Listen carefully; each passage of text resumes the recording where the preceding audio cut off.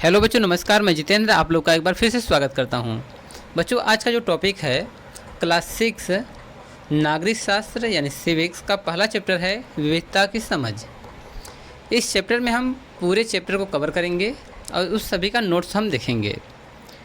यह आपके एग्ज़ाम को लेकर के बहुत ही इम्पोर्टेंट है, तो आप लोग इस चैप्टर को पूरे ध्यान से पढ़िए और नोट्स भी बना सकते हैं। तो शुरू करते हैं कि विविधता की समझ में विविधता आखिर है क्या। विभिन्न लोगों से संबंधित लक्षण, रूप, व्यवहार, संस्कृति, धर्म, भाषा, क्षमताओं, संसाधनों और अवसरों में मौजूद विविधता की भावना को विविधता कहा जाता है। यदि हम समझें, मान लीजिए हमारे क्लास में बहुत सारे बच्चे पढ़ते हैं, क्या वे सभी एक जैसे दिखते हैं? बिल्कुल नहीं। सभी का जो है रंग, रूप, आकार, ढंग, रहने का तरीका, भाषा, ये सभी अलग तरह के होते हैं। तो विविधता जो होता है वह लक्षण के रूप में, व्यवहार के रूप में, संस्कृति के रूप में, धर्म के रूप में, भाषा के रूप में और क्षमताओं के आधार पर संसाधनों और अवसरों में मौजूद विविधता ही विविधता कहलाती है। यानी विविधता की भावना ही विविधता कहलाती है। अब देखते हैं कि भारत में विविधता आखिर है क्या।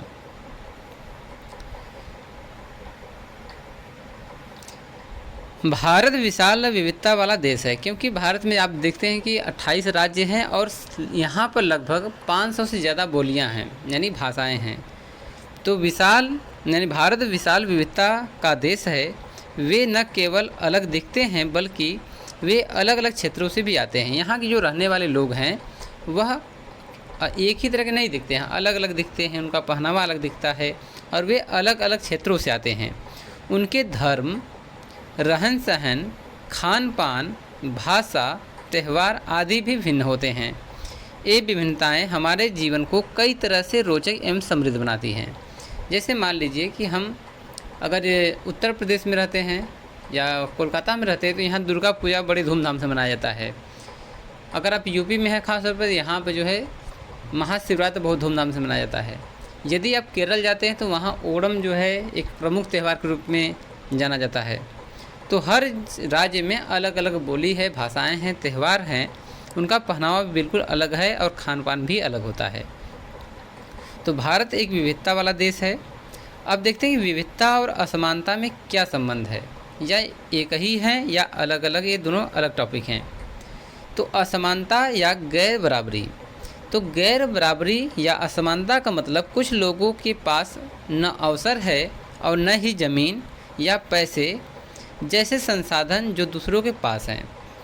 यहाँ कह रहा कि जो गैर बराबरी है या असमानता है, कुछ लोगों के पास न तो अवसर है कोई काम करने के लिए और न ही उनके पास ज़मीन है, न पैसे हैं, न संसाधन है जो दूसरों के पास हैं।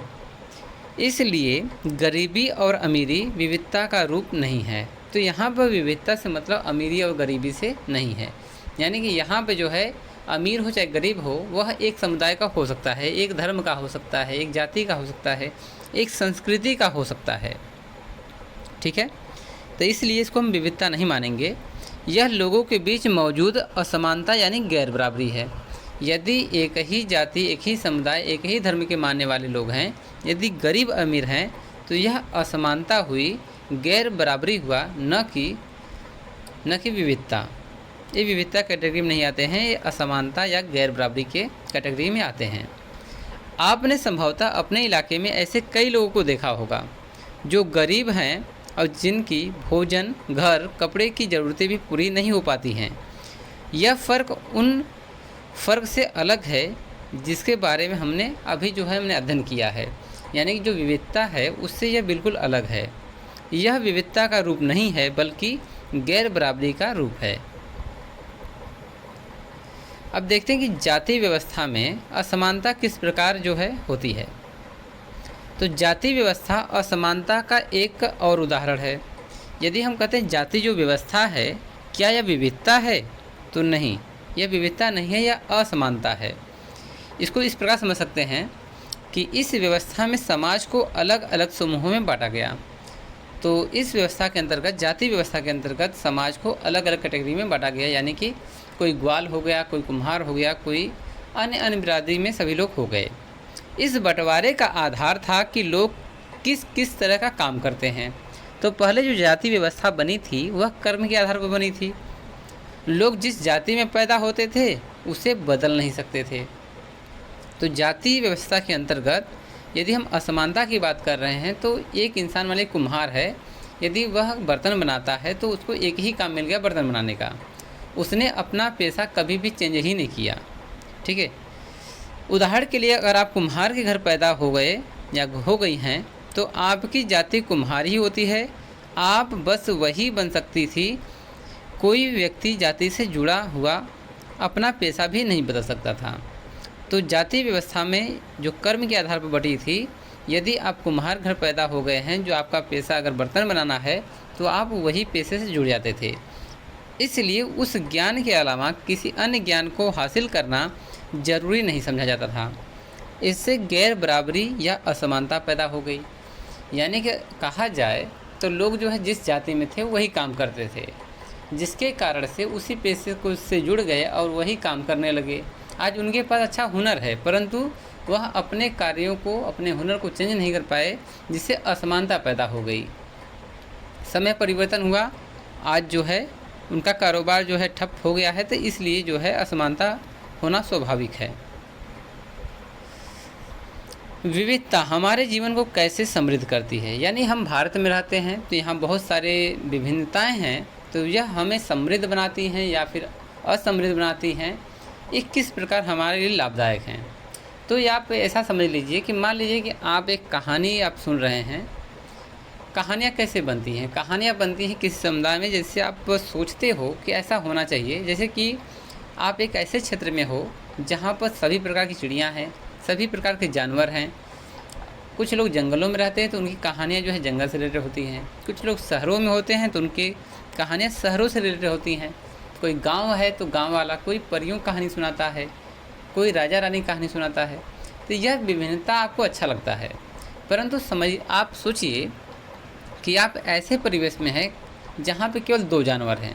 आप एग्जाम्पल कुछ भी ले सकते हैं, चाहे मान लीजिए आप कुत्ता और बिल्ली हैं, 2 जानवर हमने ले लिए।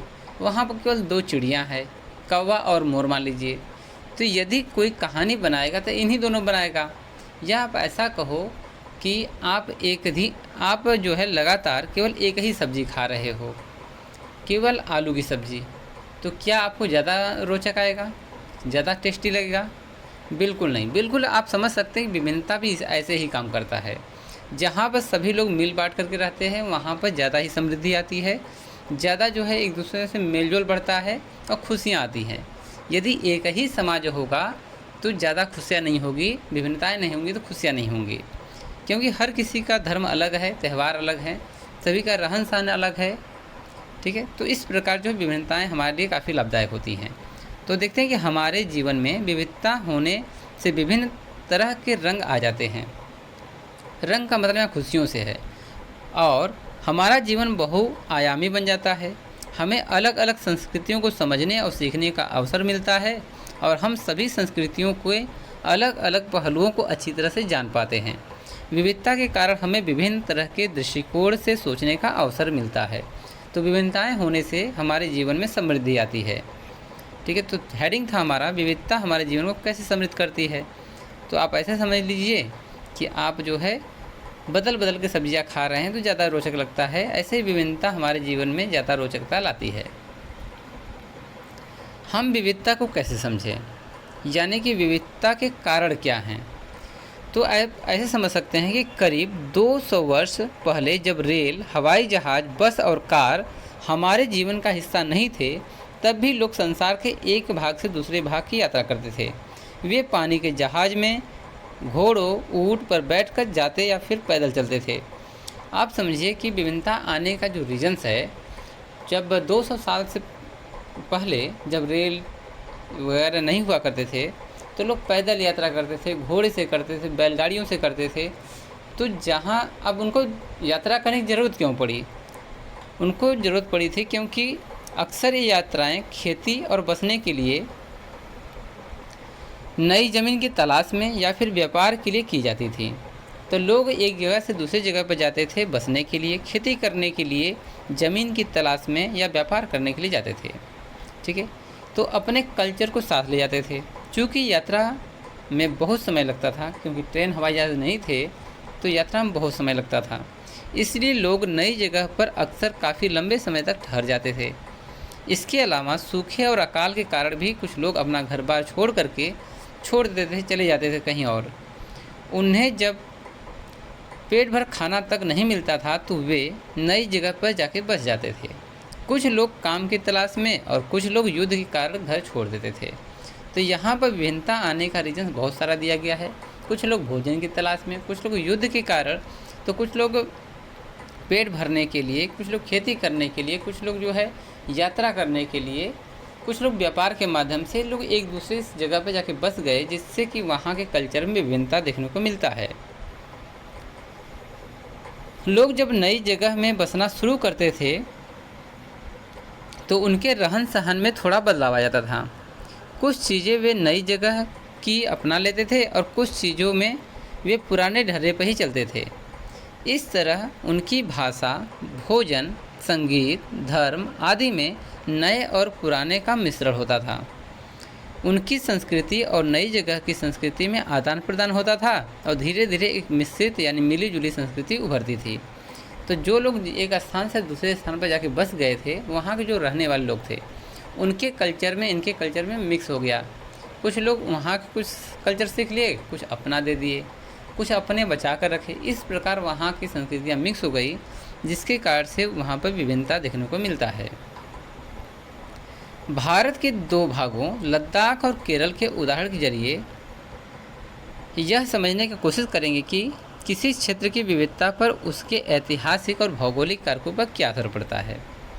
चलिए, तो भौगोलिक कारक और ऐतिहासिक कारकों पर उल्लेख करते हैं कि अब दो जगहों में से है लद्दाख और एक है केरल। एक भारत के उत्तर दिशा में है और दूसरा जो है भारत के दक्षिण दिशा में है। तो देखते हैं कि लद्दाख में कैसी भौगोलिक संरचना है और वहाँ का कल्चर क्या है, किस प्रकार की विभिन्नता देखने को मिलती है।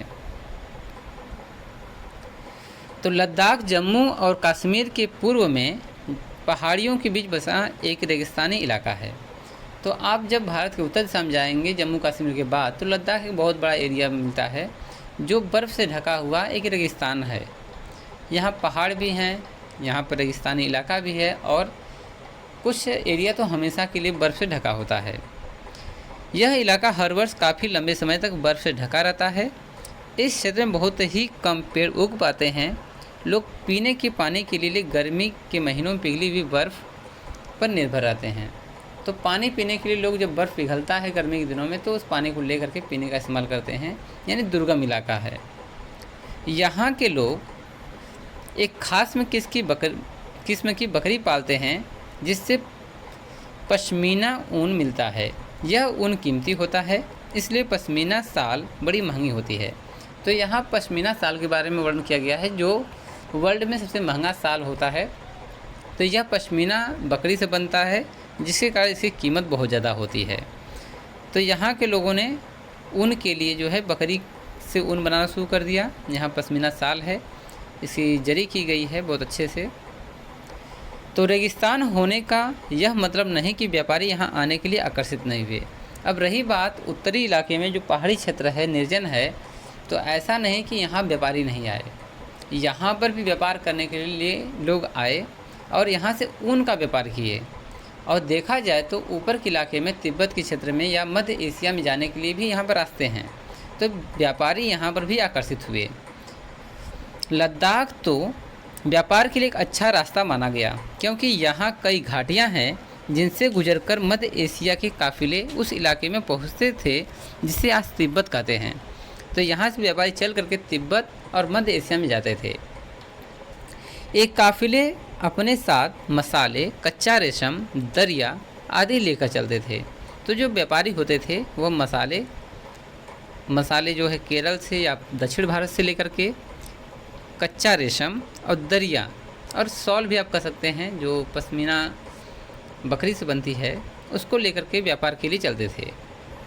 लद्दाख के रास्ते वे बौद्ध धर्म तिब्बत पहुँचे, यानी कि अगर बौद्ध धर्म भारत में प्रचलित हुआ तो यहाँ से चल करके वह तिब्बत पहुँच गया। ठीक है, वो किससे होकर के? लद्दाख से होकर के। लद्दाख को छोटा तिब्बत भी कहा जाता है, क्योंकि यह तिब्बत से लगा हुआ है, तो छोटा तिब्बत भी आप इसको कह सकते हैं। करीब 400 साल पहले यहाँ पर लोगों का इस्लाम धर्म से परिचय हुआ और यहाँ अच्छी खासी संख्या में मुसलमान रहते हैं। तो 400 साल पहले जब मुस्लिम धर्म का प्रसार हो रहा था तो उस समय लोग इसके संपर्क में आए और मुस्लिम धर्म को अपना लिया और उनकी आज जो है वहाँ पर अच्छी खासी संख्या में ये लोग रहते हैं। लद्दाख में गानों और कविताओं का बहुत ही समृद्ध मौखिक संग्रह है। तो यहाँ पर मौखिक आपको याद रखना है कि मौखिक संग्रह है किसका, गानों का और कविताओं का। तिब्बत का ग्रंथ है कंसर सांगा लद्दाख में काफ़ी प्रचलित है और यहाँ के जो हिंदू और मुस्लिम है ये मिल करके इनको गाते हैं, इस ग्रंथ को जो है गाते हैं। उसके स्थानीय रूप को मुसलमान और बौद्ध दोनों ही लोग गाते हैं और उस पर नाटक भी खेलते हैं। तो हमने देखा कि लद्दाख जो भारत के उत्तर दिशा में है, निर्जन इलाका है, जहाँ पानी की कमी है, वहाँ पर पश्मीना बकरी पाई जाती है जिससे शॉल बनता है। और लद्दाख से ही बहुत सारे पासेस हैं जो तिब्बत की ओर जाते हैं, मध्य एशिया की तरफ जाते हैं। तो निर्जन इलाका होने से यहाँ पर व्यापारी जो है, ऐसा नहीं कि निर्जन इलाके से यहाँ पर नहीं गए, यहाँ से होकर के बहुत सारा व्यापार भारत से होता था। अब देखते हैं केरल क्या है। अब भारत के दक्षिण दिशा में चलते हैं कि यहाँ विभिन्नता कैसे देखने को मिलती है। केरल भारत के दक्षिण पश्चिम कोने में बसा हुआ राज्य है। तो भारत के दक्षिणतम बिंदु पर यानी सबसे दक्षिण दिशा में जो मेन ज़मीन है, इसके दक्षिण और पश्चिम इलाके में केरल एक छोटा सा राज्य है। यह एक तरफ समुद्र से घिरा है, दूसरी तरफ पहाड़ियों से घिरा है। तो केरल की एक तरफ जो है, अगर हम मैप को ऐसे करें तो यहाँ पर है, तो एक तरफ तो समुद्र है, दूसरी तरफ पहाड़ियों से घिरा हुआ यह राज्य है। काफ़ी मनोरम देखने में लगता है। इन पहाड़ियों पर विविध प्रकार के मसाले जैसे काली मिर्च, लौंग, इलायची आदि उगाए जाते हैं। तो केरल जो है मसालों के लिए प्रचलित है। काली मिर्च, लौंग, इलायची यहाँ पे प्रमुख मसाले इसी पहाड़ी पर उगते हैं। इन मसालों के कारण यह क्षेत्र व्यापारियों के लिए बहुत ही आकर्षक बना रहा। तो अब व्यापारी यहाँ भी अछूते नहीं रहे, यहाँ पर भी व्यापारियों का जो है काफ़ी जमावड़ा लगा रहा और प्राचीन काल से ही रहा। इन मसालों के कारण यह क्षेत्र व्यापारियों के लिए बहुत ही आकर्षक का क्षेत्र रहा है। सबसे पहले अरबी एवं यहूदी व्यापारी केरल आए। अब यहाँ पर व्यापार करने के लिए अरब के और यहूदी व्यापारी जो है यहाँ पर सबसे पहले आए थे, ऐसा जिक्र मिलता है। ऐसा माना जाता है कि ईसा मसीह के धर्मदूत संत थॉमस लगभग 2000 साल पहले यहाँ पर आए थे। तो 2000 वर्ष पूर्व सेंट थॉमस केरल आए थे, ऐसा हम लोग जो है ऐसा सुनने को मिला है, या फिर ऐसा जो है वहाँ पर जिक्र मिलता है। तो Saint Thomas the founder of Christianity India, ये वही व्यक्ति हैं जिन्होंने इंडिया में, भारत में क्रिश्चियंस को या ईसाई धर्म का प्रसार करने के लिए यहाँ पर आए थे। भारत में ईसाई धर्म लाने का श्रेय सेंट थॉमस को जाता है। अरब से कई व्यापारी यहाँ पर आकर बस गए। अब अरब देशों से भी बहुत सारे व्यापारी आए प्राचीन काल में और यहीं पर केरल में आके बस गए। तो अब यहाँ विभिन्नता होने का रीज़न क्या है? एक तो मूल इंडियन, अरब से लोग आए, ठीक है, और तुर्की भी आए, तुर्की मतलब पुर्तगाली भी आए। इब्न बतूता लिखता है, इब्न बतूता कौन है? एक अरब यात्री है, लेखक है, विद्वान है, एक यात्रा वृत्त भी लिखता है, ठीक है। तो इब्न बतूता जो करीब 700 पहले यहाँ पर आए, अपने यात्रा वृत्तांत में मुसलमानों के जीवन का विवरण देते हुए लिखता है कि मुसलमान समुदाय की यहाँ बड़ी इज्जत थी। तो केरल में इब्न बतूता आता है और वह लिखता है अपनी डायरी में कि यहाँ पर मुस्लिमों का या मुसलमानों का बड़ी ही इज्जत होती है, यहाँ ये बड़े समृद्ध हैं, ठीक है, और बहुत सारे मुस्लिम जो है अरब से आकर के यहाँ पर बस गए थे। वास्को डी गामा एक बहुत ही मशहूर नाम है। पानी के जहाज़ से यहाँ पहुँचे तो पुर्तगालियों ने यूरोप से भारत तक का समुद्री यात्रा जाना, यानी रास्ता जान गए। तो वास्को डी गामा सबसे पहले कालीकट तट पर आया था जो केरल में है, और यही व्यक्ति है जो यूरोप को इंडिया का रास्ता जो है इन्होंने समुद्री मार्ग से बताया था। इसके बाद डच आए और अंग्रेज आए, ये सभी इनके बाद आते हैं। इन सभी ऐतिहासिक प्रभावों के कारण केरल के लोग विभिन्न धर्मों का पालन करते हैं, जिसमें यहूदी, इस्लाम, ईसाई, हिंदू एवं बौद्ध धर्म शामिल हैं। तो केरल में बहुत सारे धर्म हैं, जिसमें यहूदी, इस्लाम, ईसाई, हिंदू और बौद्ध, ये सभी जो है इन पांचों धर्मों के मानने वाले वहाँ पर लोग हैं।